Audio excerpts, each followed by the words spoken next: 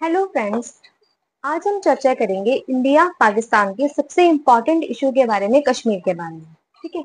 वैसे तो ये मुद्दा हमेशा से ही क्या रहा है, सेंसिटिव रहा है, लेकिन 5 अगस्त 2019 से ये जो मुद्दा है ये और भी ज्यादा सेंसिटिव हो गया है और भी ज्यादा उभर कर आया है।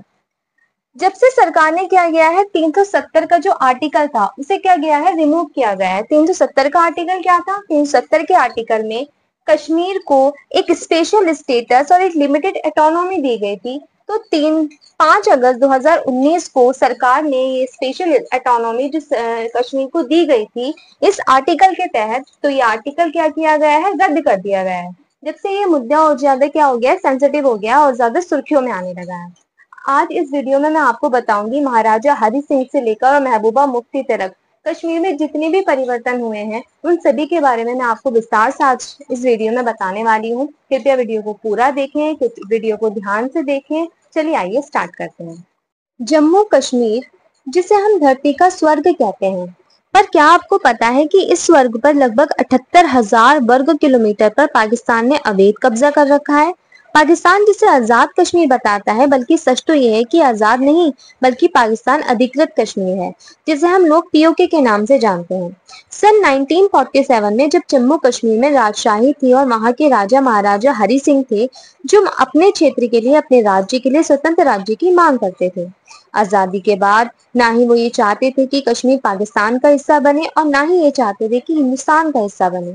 इसी भावना के चलते उन्होंने स्वतंत्र राज्य के लिए भारत और पाकिस्तान के साथ समझौता करने की कोशिश की। पाकिस्तान समझता था कि कश्मीर पाकिस्तान का हिस्सा है क्योंकि ज्यादातर आबादी मुस्लिम थी, परंतु वहां के लोग अपने आप को सबसे पहले कश्मीरी समझते थे। क्षेत्रवाद की इस भावना को कश्मीरियन भी कहा जाता है। राज्य में शेख अब्दुल्ला के नेतृत्व में एक आंदोलन चलाया गया जो महाराजा से छुटकारा पाना चाहता था, साथ ही पाकिस्तान में शामिल होने के विरुद्ध था। शेख अब्दुल्ला नेहरू सहित बहुत से राष्ट्रवादी नेताओं के मित्र थे। सन 1947 में पाकिस्तान ने कश्मीर पर हमला कर दिया और मजबूरन हरि सिंह को भारत के साथ समझौता करना पड़ा।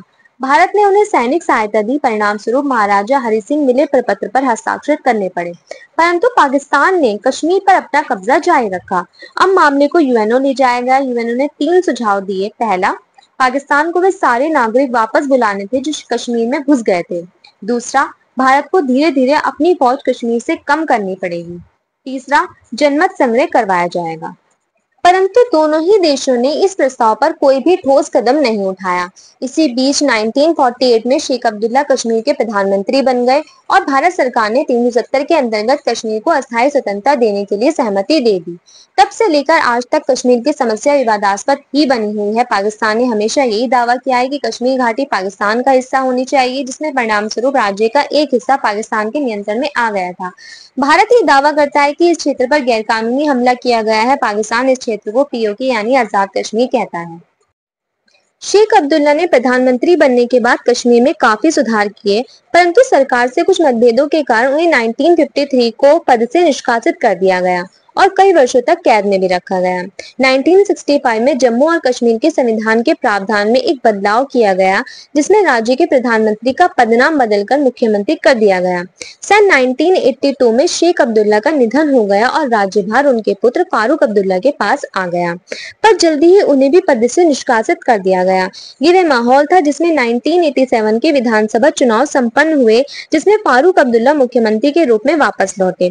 परंतु सन 1989 में राज्य में एक उग्रवादी आंदोलन उभर कर सामने आया।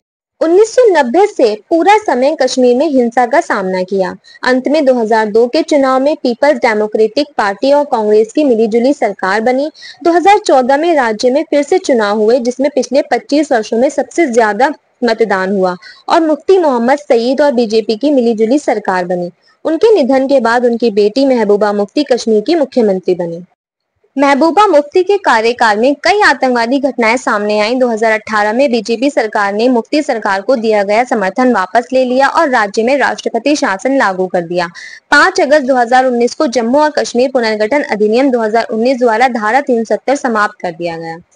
हाल ही में हमने देखा कि जम्मू कश्मीर के पहलगाम क्षेत्र में एक आतंकी हमला हुआ, जिसमें एक विदेशी समेत 26 पर्यटकों की मौत हो गई थी।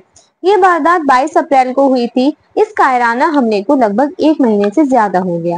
اس 1 مہینے میں کافی کچھ ہوا۔ تیزی سے بدلتے گھٹنا کرم میں بھارت نے سندھو جل سمجھوتا رد کر دیا۔ پاکستان میں آتنکی حملوں کو نشانہ بنایا گیا۔ پاکستان کے ساتھ جنگ جیسی استھتی ہوئی اور پھر یدھ ویرام لگ گیا۔ یہ تھا کشمیر کا پورا اتہاس، اور آخر میں بس یہی کہوں گی کہ کشمیر کی جو سمسیا تھی وہ آج بھی ایسے ہی بنی ہوئی ہے۔ میرے چینل پر اور بھی اس طرح کی ویڈیو دیکھنے کے لیے آپ اسے سبسکرائب کریں، شیئر کریں اور کمنٹ کر کے بتائیں کہ میری ویڈیو آپ کو کیسی لگی اور اپنے فرینڈز کو شیئر کریں۔ Thank you.